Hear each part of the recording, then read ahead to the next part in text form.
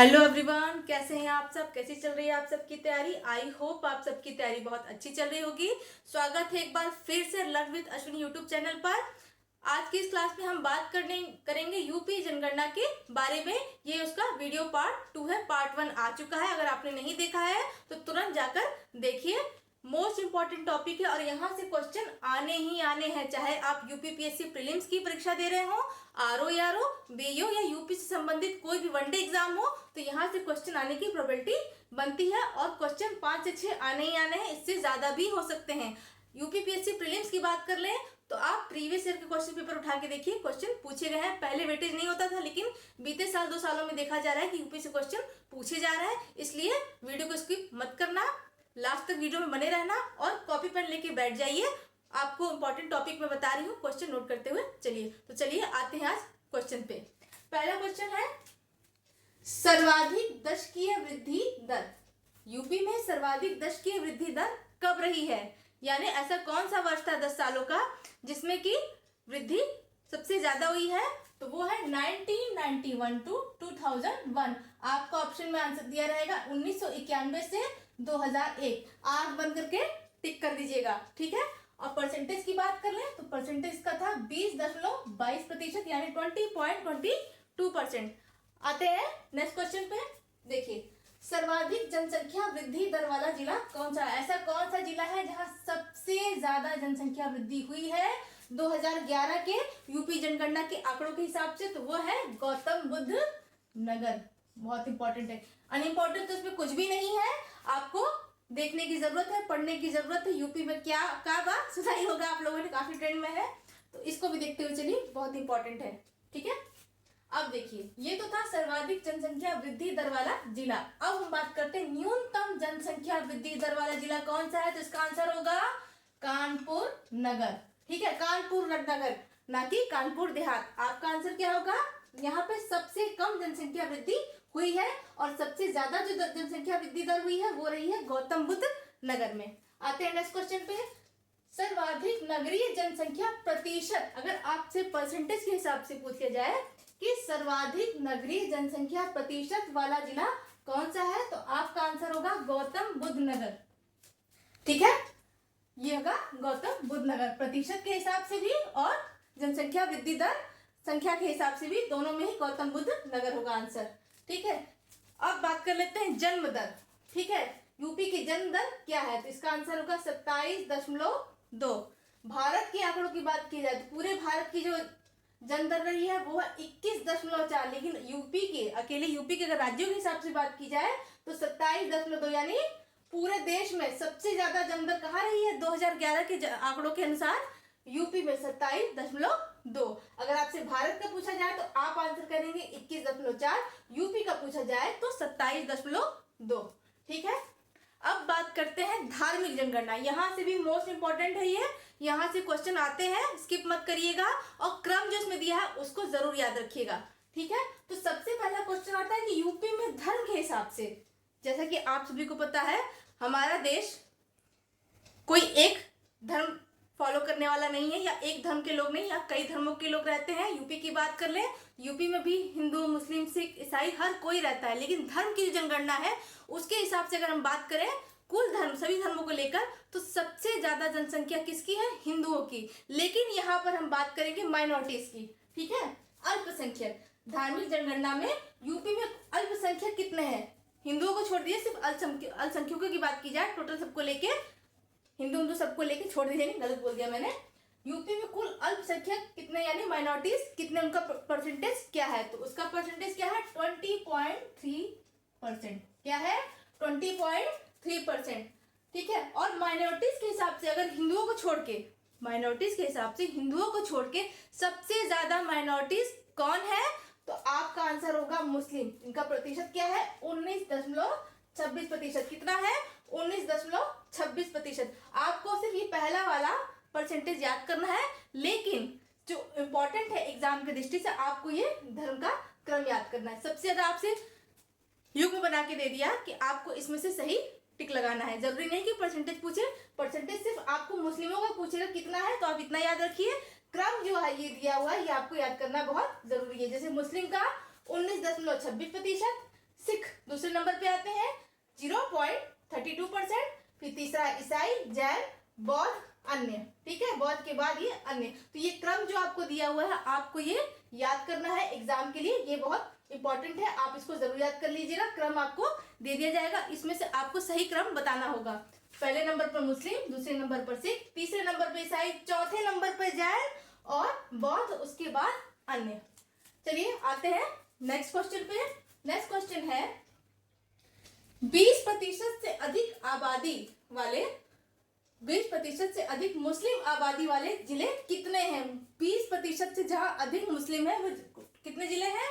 वे हैं 21 यानी 21। कुल कितने जिले हैं? 21। अब अगला क्वेश्चन है, ये अलग है।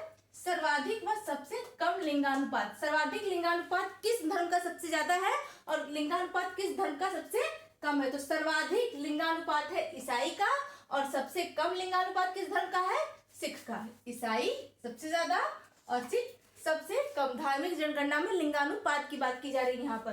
ठीक है, अब अगला क्वेश्चन है कुल इस्लाम आबादी। यूपी में कुल कितने इस्लाम की आबादी रहती है? तो उसका परसेंटेज अगर आपसे पूछ लिया जाए परसेंटेज के हिसाब से तो 3.12%। ठीक है, 3.12%।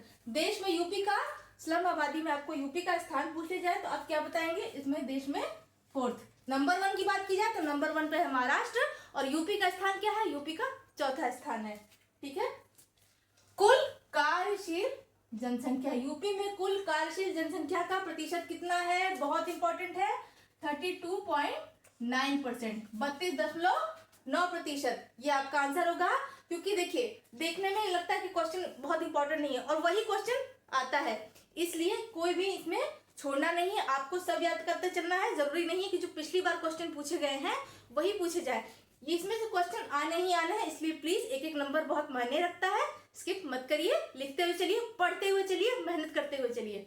ठीक है, 5 सर्वाधिक इस्लाम आबादी वाले जिले। आपसे पूछ लिया गया एग्जाम में कि इस्लाम आबादी किन 5 जिलों में सबसे ज्यादा है, तो आपका आंसर होगा पहले नंबर पर मेरठ, दूसरे नंबर पर आगरा, तीसरे नंबर पर कानपुर, चौथे नंबर पर लखनऊ और 5वें नंबर पर गाजियाबाद। सबसे ज्यादा इस्लाम आबादी किस जिले में है? तो आप बताएंगे मेरठ। और आपसे क्रम पूछ लिया जाए, ठीक है, क्रम पूछ लिया जाए 5 का, तो आपको ये बताना है मेरठ, आगरा, कानपुर, लखनऊ, गाजियाबाद। पहले होता था कि 1 लाइनर क्वेश्चन पूछते थे, लेकिन अब विगत वर्ष के प्रश्न पत्र उठा के देख लीजिए तो युग्म और क्रम ज्यादा पूछते हैं, तो क्रम आपको टॉप 5 का याद करके रखना है। ठीक है, अब ये मत सोचिएगा कि हमने 4 याद कर लिए तो 5वां याद करने की जरूरत नहीं है। एग्जाम में कभी कभी क्या होता है कि 4 के 4 सही देते हैं, 5वें में चेंज कर देते हैं, तो ये मत सोचिएगा कि पहला दूसरा हमने याद कर लिया, तो बाकी याद करने की जरूरत नहीं। एग्जामिनर आपसे भी ज्यादा तेज है, इसलिए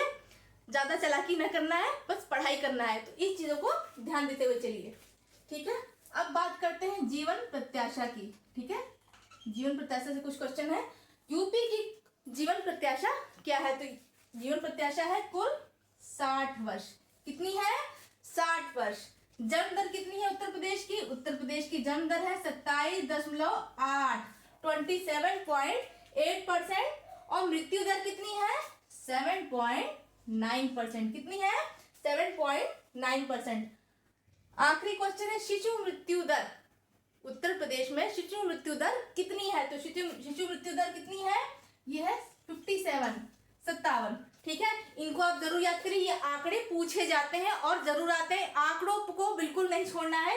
जन्म दर, मृत्यु दर, शिशु मृत्यु दर कितनी है, आप इसको याद कर लीजिए। ठीक है, नेक्स्ट क्वेश्चन, जनसंख्या की दृष्टि से राज्य की सबसे छोटी जनजाति कौन सी है? आपसे आंसर दे दिया संथाल, भील, ठीक है, गारो, जो कि गारो नहीं यहाँ पे, संथाल, भील, गारो और बनरावत। अधिकतर लोगों का ध्यान जाएगा हाँ संथाल हो सकता है, लेकिन नहीं, सबसे ज्यादा जनसंख्या की दृष्टि से राज्य की सबसे छोटी जनजाति कौन सी है? वो है बनरावत।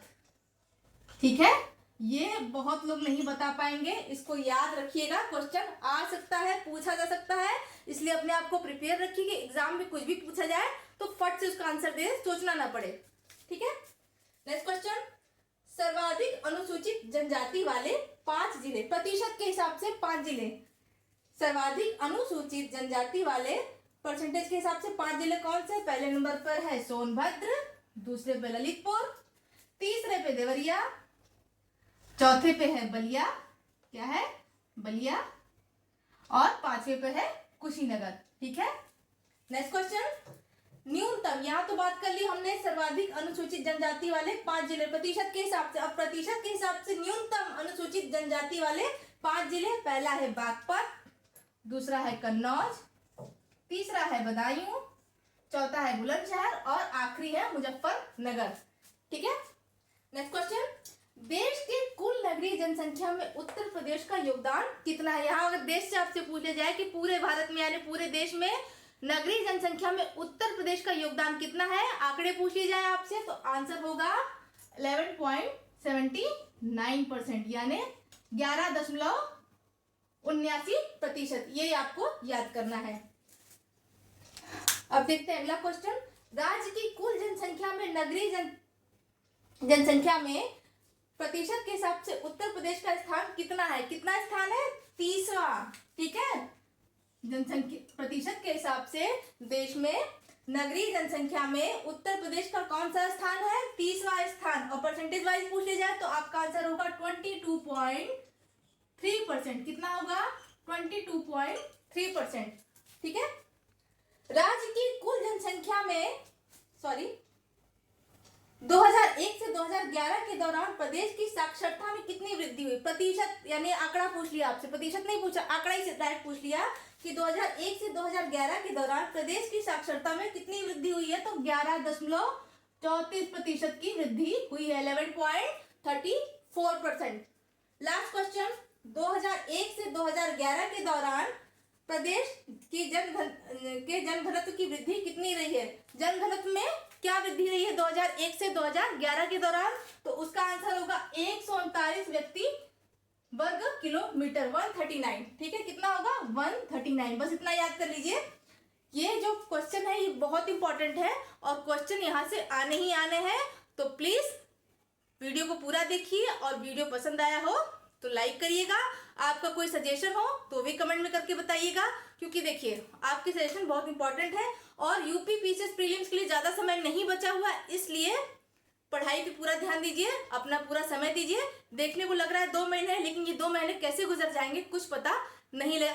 आप अभी तक अगर यूपी पीसीएस की प्रीलिम्स की तैयारी नहीं कर रहा तो अब से भी करिए, लेकिन हाँ अपने तैयारी में आपको थोड़ी सी मजबूती लानी होगी, थोड़ा समय और बढ़ाना होगा। मिलते हैं आपसे नेक्स्ट वीडियो में, तब तक के लिए थैंक यू, धन्यवाद, जय हिंद।